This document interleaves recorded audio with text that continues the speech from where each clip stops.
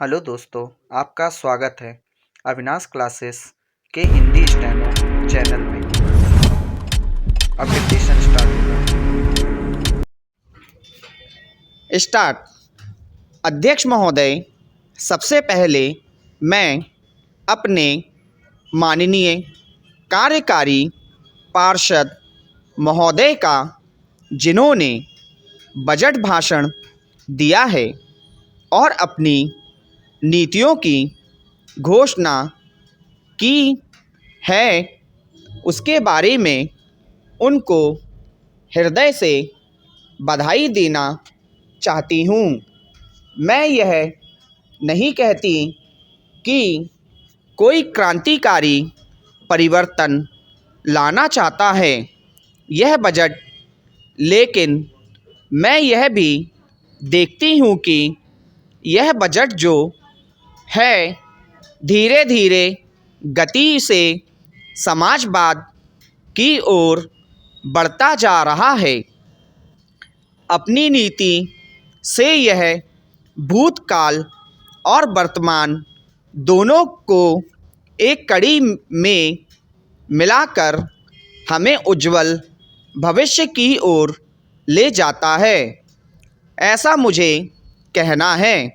इस भाषण को पढ़ने से कि इसमें हमारा कोई भी वर्ग समाज का ऐसा नहीं है जिसे अछूता छोड़ा गया हो, क्योंकि भारतवर्ष एक कृषि प्रधान देश है और मैं यह समझती हूँ कि इस बजट के दौरान यह पूरी तरह से कोशिश की गई है कि ग्रामीण अर्थव्यवस्था को, जिसे हम अर्थव्यवस्था की रीढ़ भी कह सकते हैं, उस ढांचे में उस रीढ़ की हड्डी को और भी सख्त बनाने का पूरी तरह से प्रयत्न किया गया है।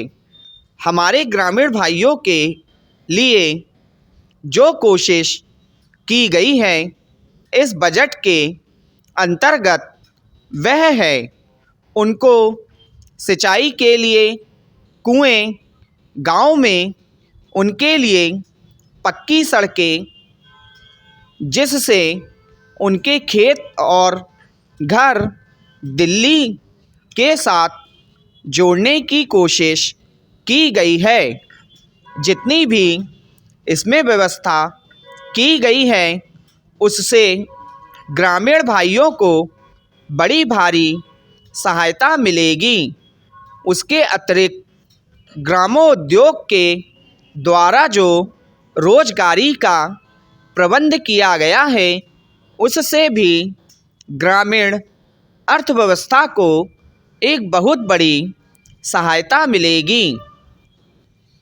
मैं इनका ध्यान इस ओर दिलाना चाहती हूँ कि जहाँ तक शिक्षा का संबंध है, इस बजट में कोई विशेष प्रावधान नहीं किया गया है। मैं यह नहीं कहती कि शिक्षा के दौरान ज़्यादा स्कूल ना खोले जाएं, पर हमारी यह नीति होनी चाहिए कि भले ही स्कूल थोड़े खोले जाएं, पर सबसे बड़ी आवश्यकता इस बात की है कि शिक्षा की नीति में परिवर्तन की ज़्यादा आवश्यकता है, क्योंकि हम प्रजातंत्र में रहते हैं। प्रजातंत्र को आगे हमें सफल बनाना है तो सबसे पहले हमें ऐसे नागरिक चाहिए जिन्हें अपने अधिकारों और कर्तव्यों का भली भांति ज्ञान हो।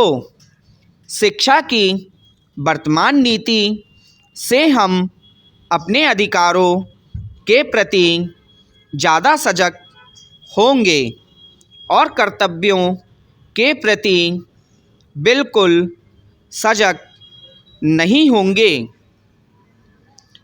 श्रीमान मैं आपको बतलाऊंगा कि खेती के सुधार के बारे में हमारे कुछ लोगों का क्या विचार है। हमने विभिन्न दृष्टिकोणों से अलग अलग विचार किया है। विशेष रूप से सबसे ऊंची सीमा बांधने तथा सहकार के प्रश्न पर, किंतु हम अनुभव करने लग गए हैं कि दोनों का आपस में गहरा संबंध है। अगर हमारे देश में बड़े बड़े फर्म होते तो यह कल्पना की जा सकती है, भले ही आप इससे सहमत ना हो, कि उनका कार्य संचालन दक्षता से होता और उत्पादन भी बहुत बढ़ सकता और साथ ही साथ आधुनिक तौर तरीकों का विस्तार हो सकता। भारत की मूल समस्या यह है कि यहाँ जोत की भूमि छोटी है और टुकड़ों में बटी है। साधारण तौर पर मैं कहूँ कि यह 1, 2 या 3 एकड़ है। इतनी छोटी जोत की भूमियों से हमारे किसान केवल अपना काम भर चला सकते हैं, लेकिन आधुनिक तौर तरीकों को अपनाने में बहुत कम प्रगति करेंगे। अब सबसे ऊंची सीमा बांध देने से ऐसा भी हो सकता है कि कुछ जो बड़े फर्म हैं उनमें काट छाट हो, जो कि प्रयोजन भी है। अगर आप चाहते हैं कि प्रगति हो और आधुनिक तौर तरीकों का प्रचलन हो, तब तो ये जो अनगिनत छोटे छोटे फर्म हैं इनको सहकारी ढंग से चलाना है, जिससे कि वे आधुनिक उपायों का लाभ उठा सकें। सहकारी ढंग से कार्य करने से मेरा मतलब है विविध प्रकार से सहयोग देना।